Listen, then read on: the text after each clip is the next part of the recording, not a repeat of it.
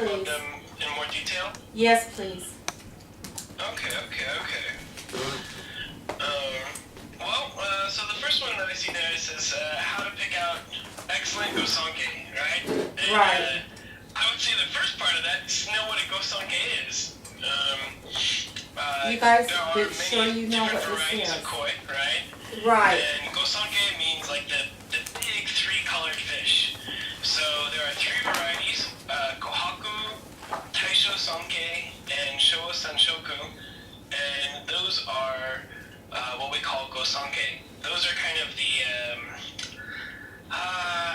they're like the bread and butter of the koi world. Like, so there's some kind of unique, interesting colors out there. There's like lots of flashy metallic reds and oranges, but the kohaku, sanke, and showa, they kind of represent what koi really are. So kohaku is a red and white fish, right? White-bodied fish with red spots. And we're going to talk about this in more detail when in one of these other points here. But then you have a taisho sanke. Taisho sanke is a red and white fish, but it also has little black steps, or like what I like to call like footprints down its backside. And then you have a showa. And the showa, because it's very confusing between a showa and a sanke, but a showa is an all-black fish with stripes. They're like black stripes as opposed to black footsteps. And we'll see pictures of these in a little bit, and it'll all become much more clear. Hey, Sean.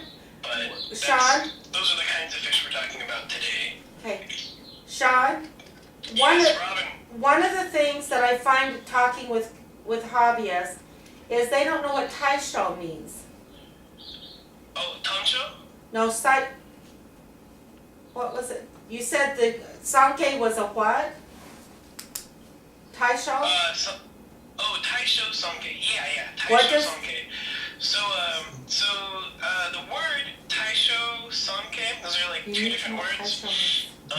The word taisho is actually like an era in Japan, like a time period, which I believe is it's like the 1920s to 40s. So taisho, as opposed to having like years like 1946 to 1957, the Japanese will use eras based on who the emperor is. So the Taisho emperor, when he was ruling, we had like the Taisho era. So the sanke happened to be invented or discovered or created during the Taisho era, which was quite some time ago. So taisho represents the time period in which the fish was created, and sanke literally means three colors, like a san, as in ichi ni san, counting 1, 2, 3, and kei is a very simple word for color. So three-colored koi that was first developed during the Taisho era. Does that answer your question, Rowan? Yes, it does. Thank you. Awesome. And then showa, the Showa is also a time period in Japan, the Showa era, and its full name is Showa Sanshoku. And san, again, the ichi ni san, because it's a three-colored koi, and shoku is a little more exotic or flavorful word for colors. It means like more of like an array of colors or a blending of colors.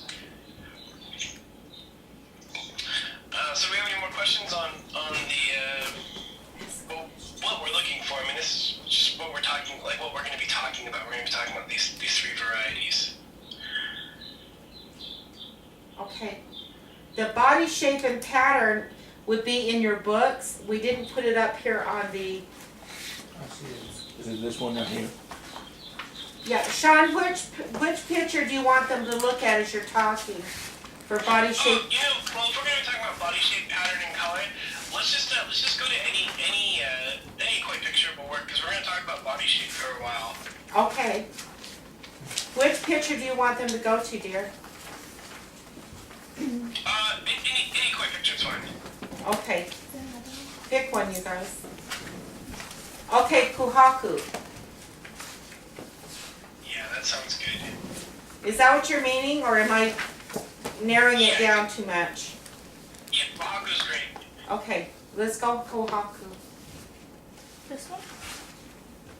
No, it's whitefish red pattern. Where it says Kaha. Is that? This one. Yep, that's the one. Alright, and then on the slideshow, is there the picture there of the Kohaku so we can kind of? No, but there will be when we get done. Okay. I thought you were going to show them fish, I gotcha. so I apologize. Yeah. Yes, dear. What can I do here? I can. Do you know what I can do is I can take a picture and put it up. No, I can. I'm trying to think about how we can. Let's see if I can, like, maybe share my screen and find some pictures real quick. Oh, that would be incredible. Yeah, let's see what we can do here. No, it's. Oh, you got my book. Oh, and my, That's- I'll use one of these. Yeah. If you kids want to get dividers for that, it will really help. I can afford 15 dividers. Okay, let's go back a little bit.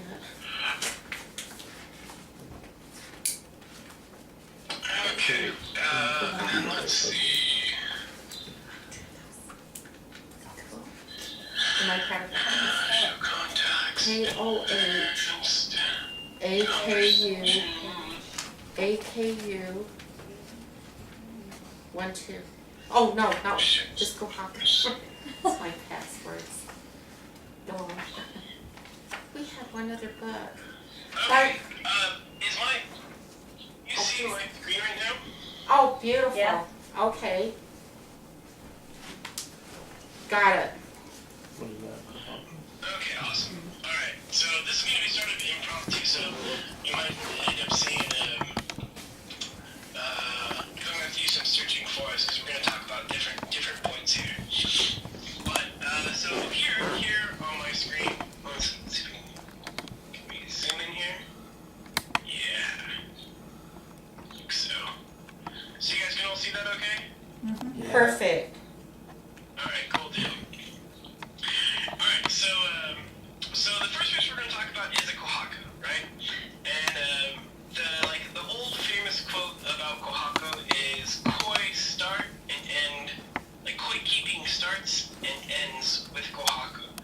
And I've heard that ever since like the first day I started keeping koi when I was some of your guys' age, right? And the reason for that statement is Kohaku are a really, really simple fish. I mean, just literally a red and a white fish, just two simple colors. So in that sense, it's a very easy fish to understand. It's not complicated. But on the other hand, there are so many rich complexities going on while looking at a Kohaku. So we start with just a red and white pattern.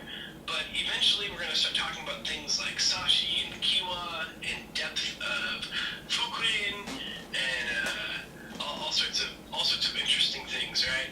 So they say Kohaku begin and end your like koi keeping journey. So the first thing we're going to talk about, if we're talking about like picking a really good koi, is conformation or body shape, right? Body shape is the most important thing when you're looking at koi. If you imagine you guys are going to do an art piece, would you guys ever do an art piece on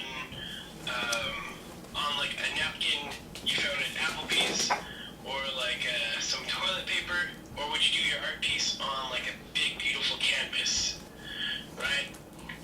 The answer to that question is you're probably going to do it on the canvas, because that's where like the art will like hold up for the longest period of time. Like the Mona Lisa is done on a nice canvas, right? It's not done on, again, like a napkin, because it probably wouldn't survive the test of time. So the first thing we want to talk about is the canvas of the fish.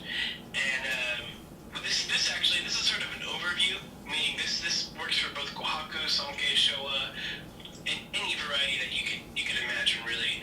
We want like a really wide, strong body, right? Because a wide body is going to be able to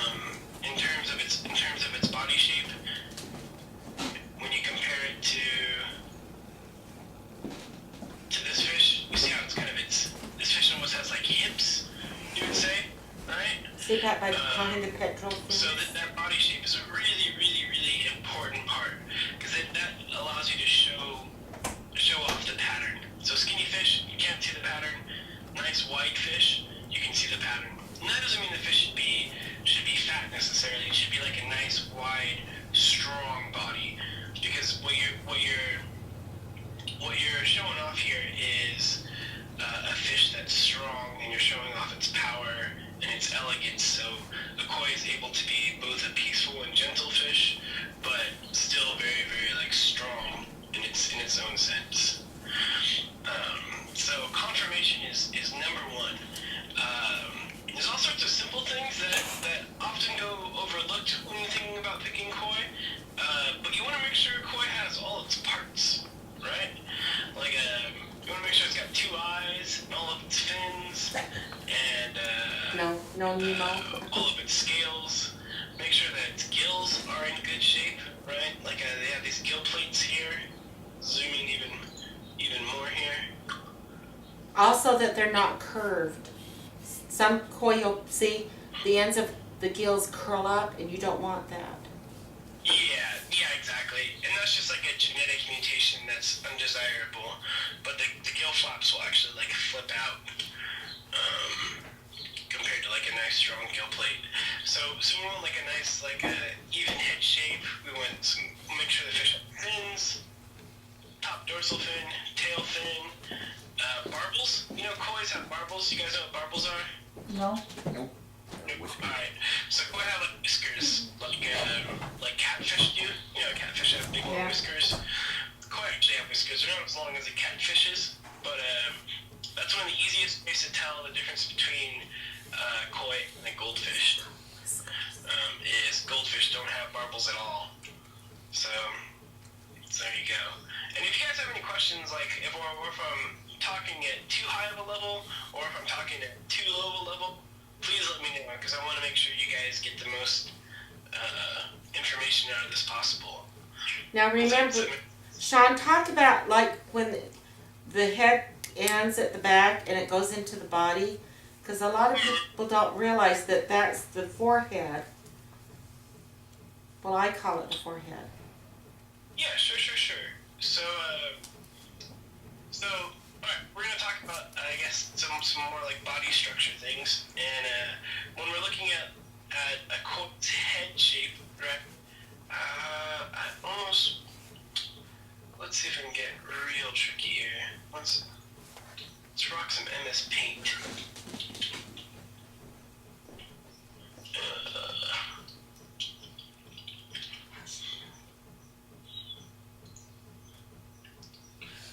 Alright, so we're gonna print screen this, and then we're going to place that there. Oh, no. Alright, stay with me here, guys. We gotta print this screen.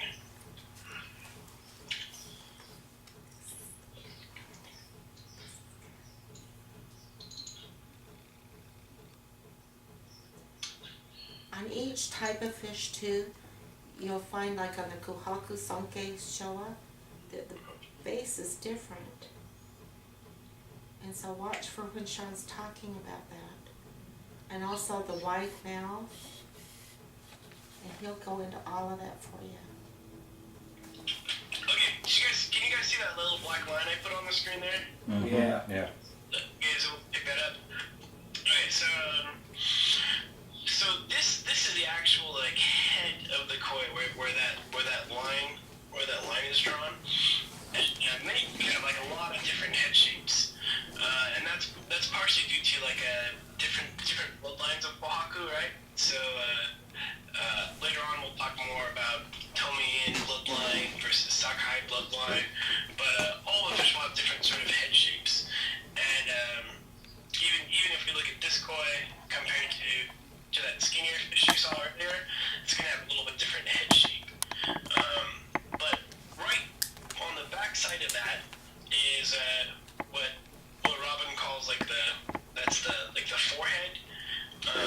I think we call like the beginning of the shoulders, but that it's a real like strong, like meaty part of the fish. And so if you look at like a side view of that fish, you'll be able to see almost like a strong hump. But that's sort of dependent again on the bloodline. So certain bloodlines have a real strong hump. Other that strong hump. So some people like the hump, some people don't like the hump. So if we're talking about choosing a show-winning koi fish, this is more of something that just has to do with taste. So me personally, I like a strong hump as long as the fish has a proper head shape. Because if I say the fish's head shape was more like this, a little bit more of a strong angle here, and he would have a smaller forehead, so to speak, that area, like this area here, would end up being really, really, really high and look very strong. But the reason that looks like that is because the fish is actually deformed. So you have to be careful. Some people will be like, oh, that looks like a really meaty, strong fish, which is something that we're trying to display. But in reality, the fish has a deformed head shape. Does that sound good to you, Rob? Well, say it again, because I'm not sure even I got that one. Did you guys? Did you understand that one? No, go ahead, because they've got that. Yes, that's the whole thing, because a lot of fish that are, I like the fish that had the bigger head that matches with that big, beautiful, huge body with that gorgeous hump in the back so that it all balances out. Yeah, absolutely. Let's see if I can... But then, Sean, I think we're going off of that Gosanki Volume 1, and I believe it was saying that the Kohaku has a certain head shape, the Sanke does, and so does the Showa. Is that true? Yeah, that is true. That's true, and it is also not true, right? So you'll find that in the koi world there are not very many absolutes. So let's go back to this paint program here, because this is kind of neat. I can just draw on pictures of koi here.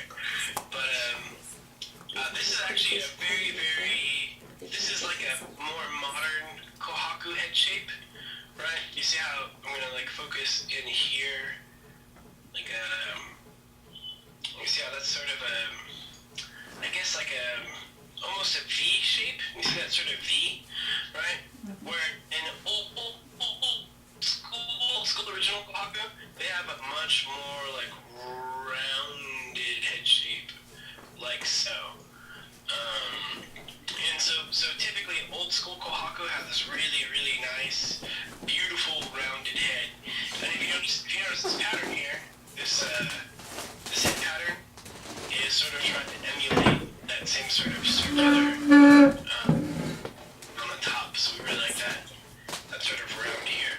But there's so many different bloodlines out there today of kohaku that we start to see. We start to see different head shapes, right? Where a Taisho Sanke has more of this sort of V colored shape. And let's take a look and see if we can find some Sanke, just in comparison of the actual head shape.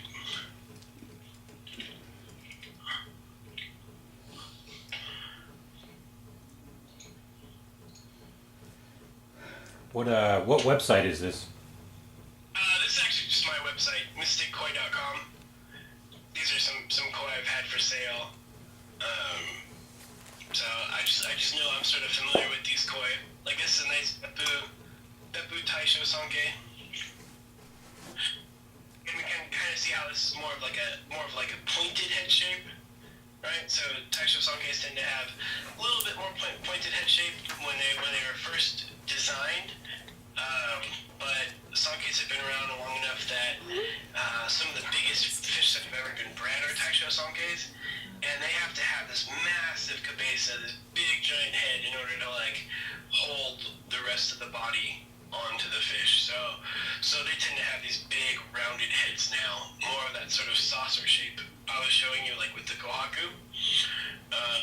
Whereas the showas, those guys almost always, up until the last, I'd say 5 or 6 years, have more of a triangle head.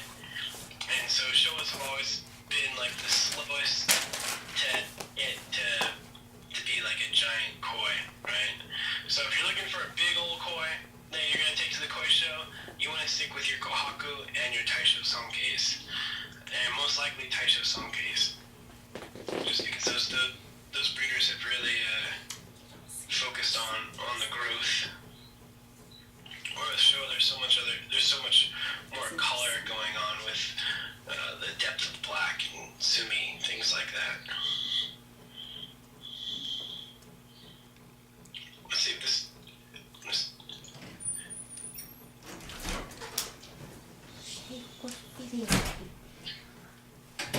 this for you guys? You can see this? Yes. That's cool, huh? Alright. So this is actually a really, really perfect example of body conformation that we like on a taisho sonke. Again, you see it has a really, really nice wide body. And it doesn't have, let me pause it. If you look, can you guys see my mouse at all too, or is that too small? We can see it. We can see it. Yeah. Alright, so like right here, right in this spot here, you see how it's really sort of a smooth line. It's a big white fish, but it doesn't have like a gut to it.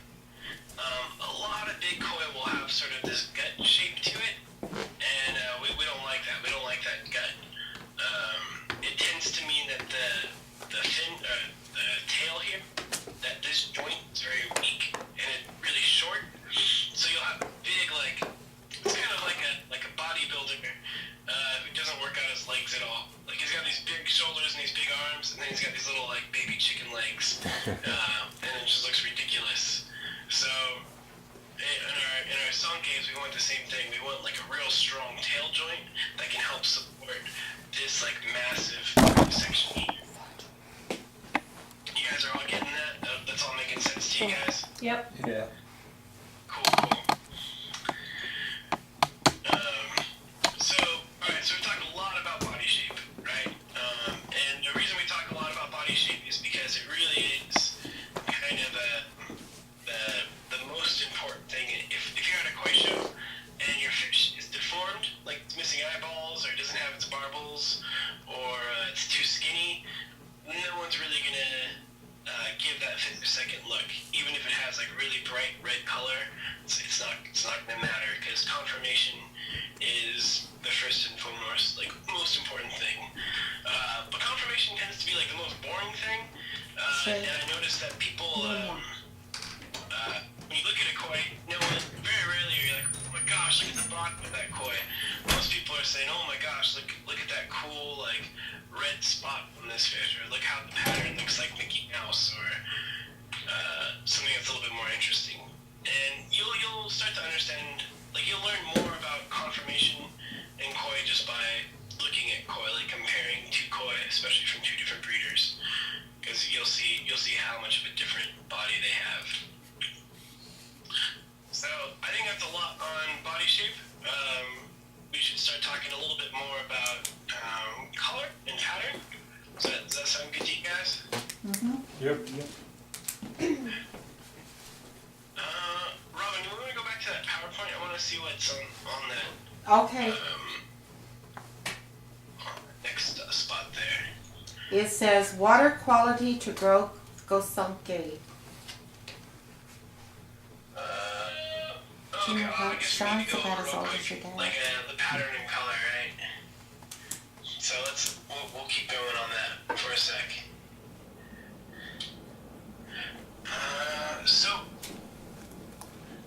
So let's talk about kohaku.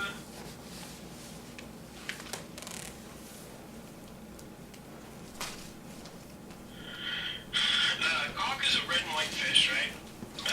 So that's really nice because we only have to talk about two different colors. We have to talk about white and we have to talk about red. So first and foremost, the way kohaku came to be, right? Because I don't know if you guys are aware or not, but koi are all stem from carp, right? Like carp in Japan.